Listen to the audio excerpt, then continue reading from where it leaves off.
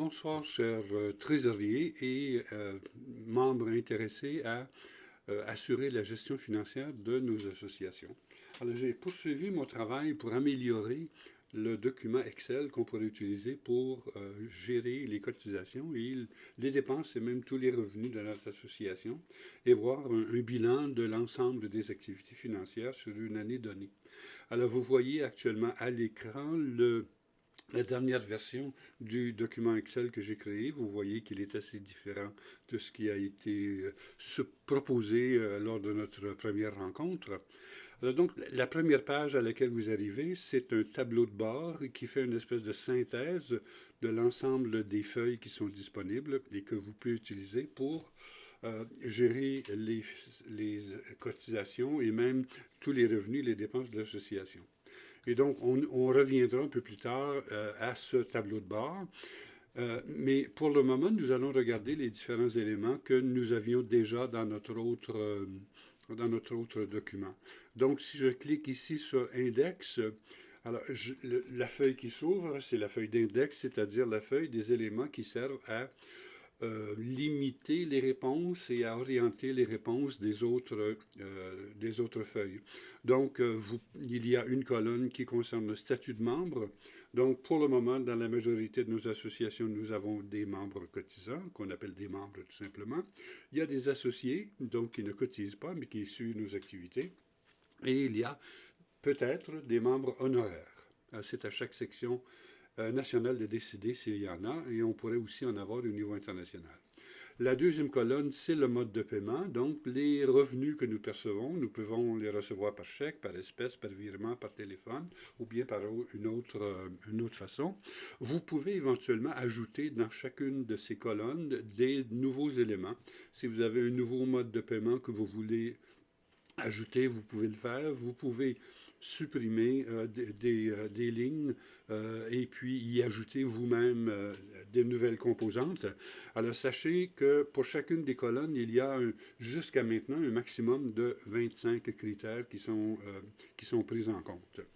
Alors, au niveau du type de revenu, donc, on reçoit des revenus à cause de l'adhésion, de dons, de cotisations internationales, de cotisations nationales et autres. Alors, on ajoutera peut-être éventuellement des frais, des honoraires professionnels pour des services que l'on rend, peut-être des frais de cours en ligne qui pourraient être dispensés par l'association nationale ou l'association internationale. Au niveau des dépenses, pour le moment, on en a indiqué quelques-unes, donc des dépenses de communication, de connexion Internet, des frais de déplacement, d'autres frais généraux, des honoraires, des frais de transfert, et ainsi de suite. Et donc là aussi, vous pouvez, si vous le souhaitez, ajouter des éléments dans cet index. Si je reviens maintenant au tableau de bord, je peux cliquer sur la liste des membres et j'ouvre une feuille où on est censé ajouter la liste des membres de votre association. Alors pour le moment, moi, ce que j'ai indiqué tout simplement, c'est un nom et un prénom, alors 1 jusqu'à 10, pour en avoir 10 personnes. On indique le nom en majuscule et le prénom ou les prénoms ensuite en minuscule. Et tous dans le même champ, c'est plus facile disons, à gérer que si on l'avait dans deux champs. On a suggéré lors de la dernière réunion d'ajouter la structure de la tâche de ce membre, peut-être sa fonction, sa ville. Ici, j'ai indiqué quelques villes au Bénin. On ajoutait ici son courriel, ici son numéro de téléphone WhatsApp et dans la dernière colonne, quel est son statut dans l'association. Est-ce qu'il est membre, est-ce qu'il est associé, est-ce qu'il est honoraire, membre honoraire ou d'autres statuts si jamais vous en ajoutez dans l'index.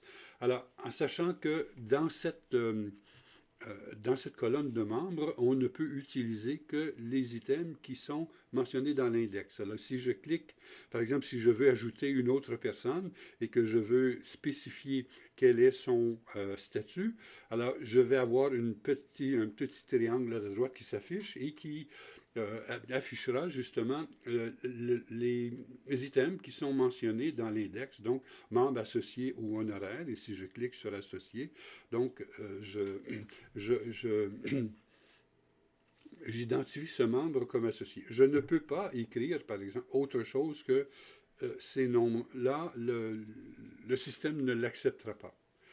On peut aussi constater, et ce sera dans l'ensemble des feuilles que vous pourrez utiliser cette fonction, qu'il y a en haut de la première colonne, en haut de la première ligne, un autre petit triangle qui permet de trier.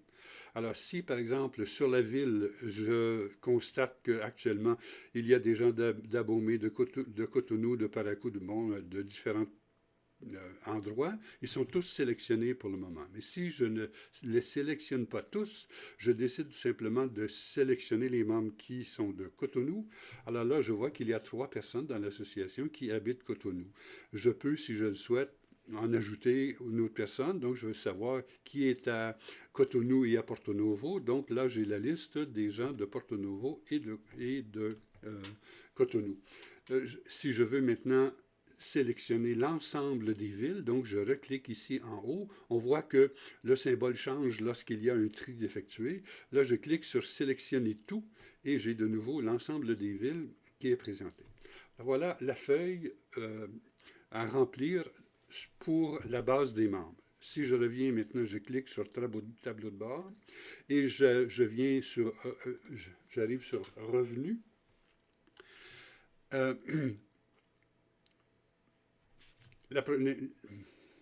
La première colonne concerne la date et on vous demande d'utiliser le format année, mois et jour et de bien indiquer si c'est l'année 2024, 2025 et ainsi de suite. La deuxième colonne, pour le nom du membre, je ne peux insérer que les membres qui sont présents dans la base de membres. Donc, si je clique sur n'importe quelle ligne, à la droite, il y a de nouveau ce triangle qui apparaît et le nom de chacun des membres inscrits dans la base de membres apparaît et je ne peux sélectionner que ces gens-là.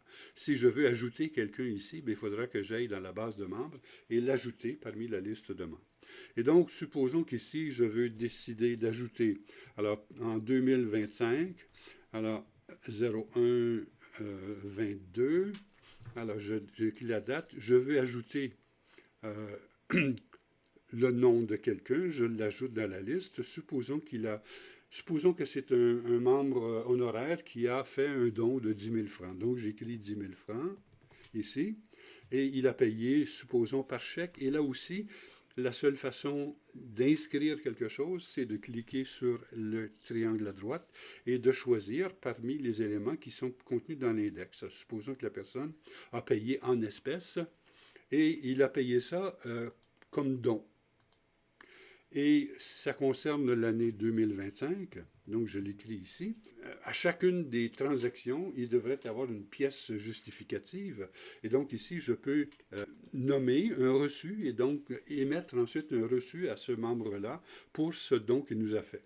Je peux, pour simplifier la manœuvre, cliquer sur la cellule et dans le coin inférieur droit, je baisse la souris et je descends et on copie ce qu'il y avait écrit en haut et je n'ai qu'à changer. Par exemple, ce n'est pas le reçu numéro 1, mais le reçu numéro 2 de 2025 et je peux ajouter un commentaire. Donc voilà l'ensemble des revenus fictifs que j'ai ajoutés dans ce fichier pour qu'on soit capable de voir comment il fonctionne. Si je reviens au tableau de bord, je m'aperçois que dans ce tableau de bord, il y a une synthèse des informations que je viens de mettre à l'intérieur de chacune des autres feuilles. Donc, j'ai la somme des revenus. Alors, on a perçu en cotisation internationale 60 000 francs, en cotisation nationale 115 000 francs, en adhésion 5 000 francs et en don 26 000. Un petit détail important. Il est important, lorsque je reviens dans le tableau de bord, si j'ai changé des données dans les autres feuilles, d'actualiser les données. Alors, je viens d'ajouter, par exemple, 10 000 francs dans les dons, et je vois qu'ici, il y a 26 000 francs d'indiqués, mais si je veux actualiser les données, je clique sur « Données » et sur « Actualiser tout », et on va voir que maintenant, les dons sont au montant de 36 000 francs, et ce qui évidemment, change la somme, le total général des revenus. Ça ne change pas les dépenses, évidemment, mais ça change également le bilan. Parce que le bilan, c'est tout simplement la somme des revenus moins la somme des dépenses et qui donne actuellement, dans la simulation qu'on fait, un surplus de 54 000 francs. Alors, il est possible de faire une analyse un peu plus approfondie de tout ça grâce à des filtres qu'il y a en haut ici, notamment le filtre par année. Actuellement, on a les dépenses de toutes les années, mais si je clique sur 2024, je n'ai maintenant que les revenus de 2024. Et si je veux voir les dépenses par année, je veux voir les dépenses de 2024. Alors, je sais que le bilan pour 2024 actuellement, c'est 170 000 francs de revenus, 136 000 francs de dépenses. Donc, j'ai un surplus actuellement de 34 000. Si l'année prochaine, je veux faire un bilan sur 2025, alors je peux n'indiquer que les revenus de 2025. Actuellement, j'ai 46 000 francs. Je veux n'avoir que les dépenses pour 2025 et actuellement, je n'ai que 26 000 francs de dépenses en 2025. Et donc, mon revenu pour cette année-là, mon bilan pour cette année-là, c'est 26 000 francs. Donc, si je reviens à 2020, mettons que si je veux savoir l'ensemble de toutes les années, alors je reviens à toutes les années et ça me donne la situation actuelle de l'association. Je suis en train de développer d'autres feuilles qui donnent davantage d'informations sur certains éléments. Par exemple, sur les revenus par membre, elles peuvent nous donner une idée de quels sont les membres qui ont payé, par exemple, pour l'année 2024, le frais d'adhésion, les cotisations nationales ou les cotisations nationales et les cotisations internationales. Ça donne la somme des revenus qui ont été enregistrés par chacun des membres. Alors, je peux spécifier, filtrer. Je peux filtrer ces données par année. Par exemple, si je choisis 2025, alors j'ai ici les noms des personnes qui ont contribué à un don des cotisations nationales ou internationales pendant l'année 2025. Alors voilà une analyse qu'on pourra utiliser un peu plus tard, qu'on pourra explorer un peu plus tard. Si je reviens dans le tableau de bord, j'ai aussi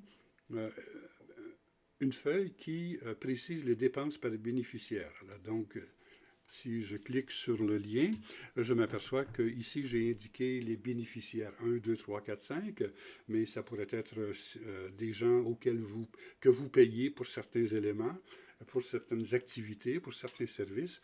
Alors, donc, ce bénéficiaire-là, il a reçu pour les communications 1000 francs et puis pour ses frais de déplacement 3000. Ça peut être un membre qui a reçu des frais de transfert ou bien des honoraires professionnels. Et donc, ça nous donne une idée des dépenses qui ont été accordées à chaque bénéficiaire et avec un total. Je reviens au tableau de bord. Et c'est une bonne idée à chaque fois que j'y reviens de tout actualiser pour être certain que mes données sont à jour. Alors, je vais transmettre le document dans le groupe WhatsApp. Alors, vous pourrez le télécharger. Il est quand même assez lourd, mais j'espère que vous allez pouvoir le télécharger. Je vais aussi le mettre dans notre dossier partagé pour le comité finance et vous pourrez éventuellement le télécharger de là. Et éventuellement aussi, vous pourrez le copier dans votre dossier partagé de l'Association nationale et y travailler directement. Si vous accordez la possibilité à vos membres, ils pourront aller voir quel est l'état de la gestion financière de l'association au moment où vous le souhaitez. Alors, voilà le travail que j'ai fait sur le fichier Excel. J'espère qu'il fonctionnera bien. Je vous invite à tenter de l'utiliser. Et éventuellement, on mettra en œuvre la formation qui a été proposée à ce sujet-là lorsque l'ensemble des trésoriers et quelques autres membres des associations se seront inscrits dans le cours. Alors, bon travail.